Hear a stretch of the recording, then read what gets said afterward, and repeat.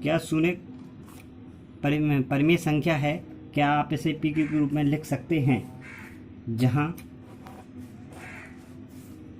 जहां पी और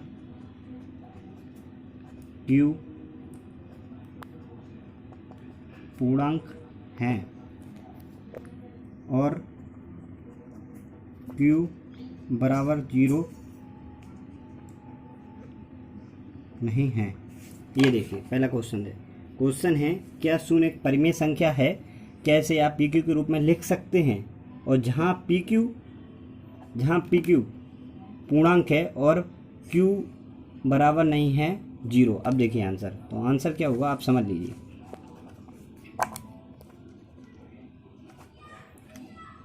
हाँ देखिए, हाँ शून्य एक परिमेय संख्या है। पहले तो ये समझ लीजिए कैसे है। देखो आपने पढ़ा होगा पी क्यू परिमेय संख्या है, तो परिमेय संख्या है, तो परिमेय संख्या तो आपने पढ़ा है कि कैसी होती परिमेय संख्या, ठीक है ना। जैसे पी अपन ने वो समझा था कि अगर 2 लिखा है तो उसमें 1 बटे में आ जाता है, जो बटे में लिख लेते हैं, ठीक है ना, ये परिमेय हो जाएगी। लेकिन अपन को यहाँ देखना है परिमेय कैसे है। अब जैसे उसने कहा पी क्यू के रूप में लिखिए, तो अपन एक बार पी और यहाँ क्यू लिख लेते हैं।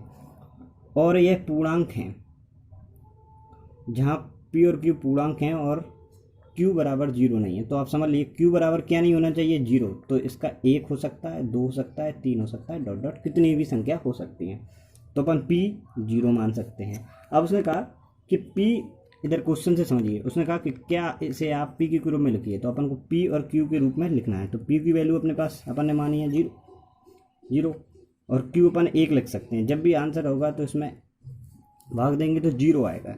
ऐसे ही अब अपन रखते हैं p बटे q, ये अपन एग्जाम्पल के लिए और समझते हैं। p का मान 0 है और 2 रखेंगे, तब भी आंसर क्या आएगा 0। तो आंसर क्या आ रहा है? और कैसे हैं आप लोग? तो इसलिए आंसर हो जाता है 0, शून्य आंसर है। इसलिए कह सकते हैं कि शून्य परिमेय संख्या है। एक बार और समझ लिए, मैं समझा देता हूँ। क्वेश्चन है कि क्या शून्य एक परिमेय संख्या है, तो अपन ने लिखा कि हाँ शून्य एक परिमेय संख्या क्यों है वो अपन समझते हैं। कैसे आप पी क्यू के रूप में लिख सकते हैं, तो अपन ने पी और क्यू के रूप में पहले लिखने की कोशिश की, लेकिन उसने कहा पी और पूर्णांक हैं और क्यू बराबर 0 नहीं, तो अपन ने क्यू बराबर अपन 0 नहीं लिख सकते और कितनी भी संख्या लिख सकते हैं। तो अपन ने क्यू के मान 1 2 3 जितने भी मानना है मान लो, फिर p का मान 0 मान लिया। तो फिर अपन ने कहा उसने कहा पी क्यू के रूप में लिखिए, क्वेश्चन से ही समझेंगे। पी क्यू के रूप में लिखिए तो क्यू को p का मान 0, क्यू का मान 1 लिखा अपन ने, तो जब भी भाग देंगे तो 0 आएगा। ऐसे ही फिर अपन ने एक बार और करके देखा p बटे क्यू, तो p का मान 0 और q का मान 2 एक बार रखा तब भी 0। और अगर एक बार और करके देखेंगे अपन p बटे क्यू, p का मान तो 0 ही है और q का मान 3 रखेंगे तब भी आंसर आएगा 0। तो इसलिए क्या है कि आंसर 0 ही आएगा, क्योंकि भाग देंगे तो 0 ही आएगा ना भैया, तो आंसर हो गया 0। इसलिए परिमेय या एक 0, इसलिए अपन कह सकते हैं कि हाँ शून्य एक परिमेय संख्या है। अब देखिए दूसरा क्वेश्चन, 3 और 4 के बीच 6 परिमेय संख्याएं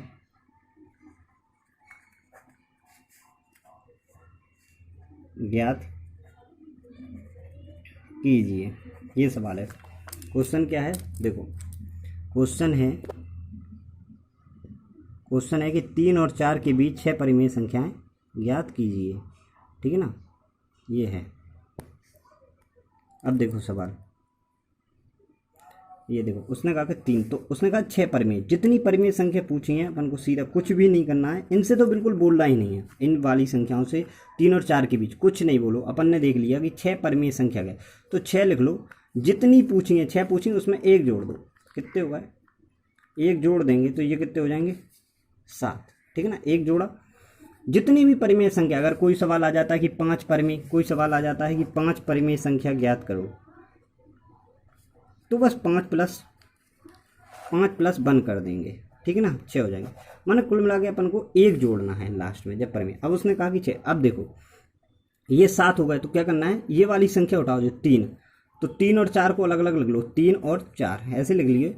बस इनमें क्या है, 7 का ऊपर नीचे गुणा कर दो, 7 का सामने और 7 के ऊपर नीचे गुणा कर दो, बस ऐसे ही इसमें कर दो 7 का। ये वाले 7 को लेकर अपन ने ऐसे ऐसे अपन में लिख लिया सर। बस अब क्या करना है, इनको 7 × 21/7, यहाँ 7 को 28/7। अब उसने कहा ना 3 और 4 के बीच, तो इनके बीच की जो संख्याएं होंगी वही 6 परिमेय संख्याएं होंगी। कैसे, देखो आप समझते हैं कैसे होंगी। जैसे अब जो 21/7 और 28/7 है, तो ये हर तो समान है ना, तो अपने लिखिए 21/7 जैसा ही के जैसा, और 28/7। अब समझो इनके बीच की 6 होनी चाहिए, 1 2 3 4 5 और 6। देखो क्या हुआ इनका आंसर। 21 से क्या आते हैं, 22/7, 22 से 23/7, 23 से 24/7, 25/7, 26/7 और 27/7। ये हो गई 6। देखो 1 2 3 4 5 6। और उसने पूछा ही क्या था अपन से कि 6 परिमेय संख्या है, 6 परिमेय संख्या ज्ञात करो। तो बस अपन लिख देंगे 6 परिमेय संख्या क्या होंगी, 6 परिमेय संख्या क्या होंगी, 6 परिमेय संख्या क्या हो जाएंगी, 6 परिमेय संख्या क्या हो जाएंगी, 22/7, 23/7, 24/7, 25/7, 26/7, 27/7। अब कुछ लोगों के मन में एक ख्याल आ रहा होगा कि सर अपन ने तो कहा था कि 21 और 7, उसने कहा था 3 और 4 की भी 6 परिमेय संख्या, तो ये अपना उनके बीच की हैं। देखो बीच की निकली है, बीच की क्या है, 22 23 24 25 26 27, तो ये हो जाएंगी। तो उसने कहा 3 और 4 के बीच की 6 परिमेय संख्या क्या है, तो क्या है, जे ही है। उसका आंसर हो जाएगा 6 परिमेय संख्या 22 22/7, 23/7, 24/7, 25/7, 26/7, 27/7। यही इसका आंसर हो जाएगा। ठीक है ना, समझ में आ गया। अब देखते हैं तीसरा सवाल। 3/5 और 4/5 के बीच, 3/5 और 4/5 के बीच 5 परिमेय संख्याएं ज्ञात, भिन्न नहीं है, रुक जाएगा। ठीक है ना, 3/5 और 4 बीच की 5 परिमेय संख्या ज्ञात करो।